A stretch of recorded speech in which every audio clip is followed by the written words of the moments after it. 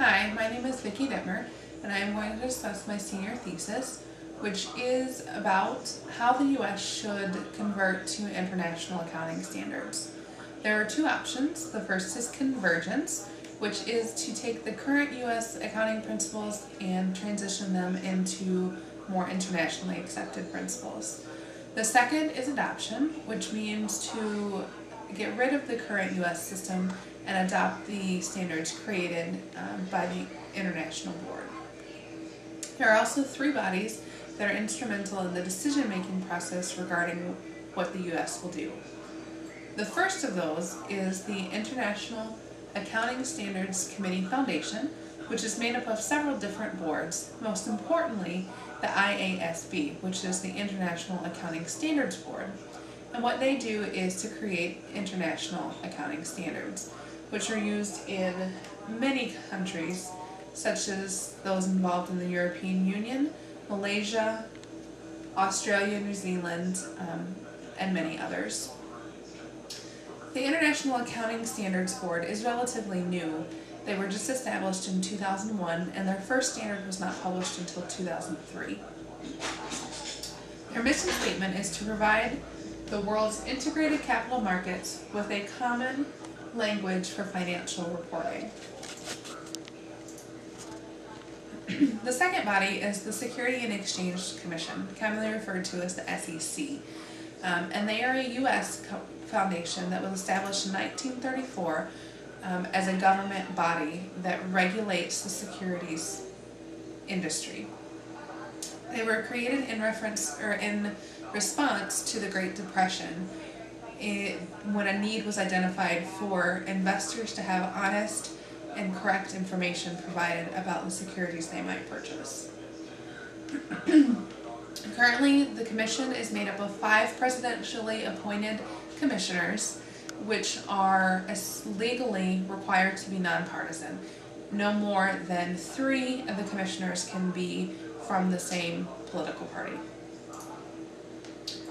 The SEC is responsible for interpreting federal security laws, for issuing new rules and amending existing rules, overseeing the inspections of securities firms and brokers, overseeing the private regulatory organizations, which is the FASB, which we'll discuss next, and they also coordinate the U.S. securities regulation. Essentially, they are the body that regulates and controls and has jurisdiction over all of the financial industries. The two important divisions in regards to standard setting are the Division of Corporation Finance, which oversees the FASB, and the Division of Enforcement, which is the portion that brings about any civil or legal actions that are necessary. The FASB, or the Financial Accounting Standards Board, is the U.S.'s equivalent of the IASB. Essentially, they establish generally accepted accounting principles in the U.S. What that means is that they are the ones in charge of making the rules about how people bring or put out their financial information. The FASB is also part of a foundation, the FAF, which is the Financial Accounting Foundation, which also includes the GSAB, which requires governmental reporting, and other bodies.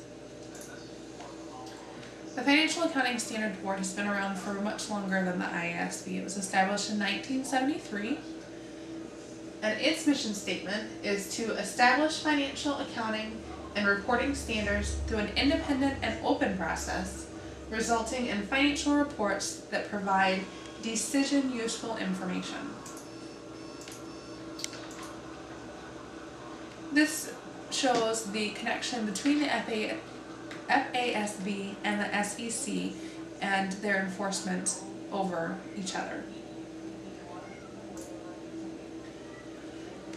The IASB and the FASB have begun to work together to converge their standards, to essentially make their standards so similar that any person using those processes would provide comparable reports.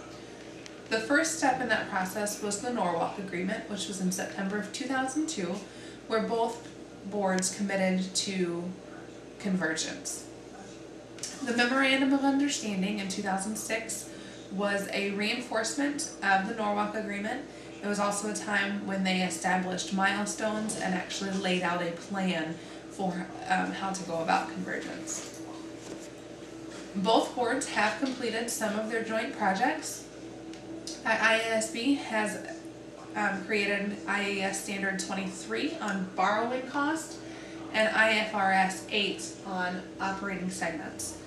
The FASB has updated statement number 159 on the fair value and revised statement 141 on business combinations. There are also many other projects in the works that are expected to be completed by 2011.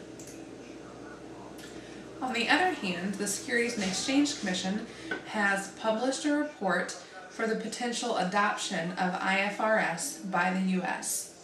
In that, they have established several milestones that the International Accounting Foundation would have to reach before the U.S. would consider adopting IFRS. The decision is set to be made in 2011 by the SEC, and currently they are in the process of requesting comments from all parties that might be affected. One of the milestones set out by the SEC is in regards to accountability. There are issues in the foundation in regards to accountability, and in response to that, they have established a monitoring group, which the SEC would be part of. However, in the past, the IASB has given in to pressure from the European Union to require a particular result. In addition, the IASB is influenced by other countries, which is not necessarily the best for the U.S. And finally, in the area of accountability, the SEC will lose its jurisdiction over accounting standards and will not be the only means of bringing about civil or legal action. The second milestone is in regards to funding. Currently, the IASC is funded by voluntary contributions. They have responded to the SEC in that they will attempt to make broad-based, compelling, open-ended, and country-specific standards in regards to funding.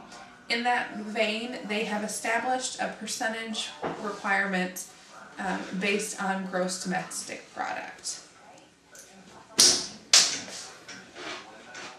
The third issue in regards to adoption is the striking similarities already existing between IFRS and the U.S.'s generally accepted accounting principles.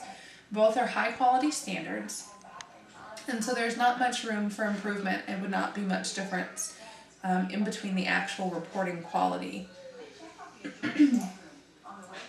The next issue is longevity. IASB is new, has only been established for several years, whereas the so therefore there is not much published and not much clarification on their standards. It has also been found by many studies that the IFRS does not increase comparability among international accounting because outside influences will affect the quality and the way people account for their financials. Another problem with adoption is that every country is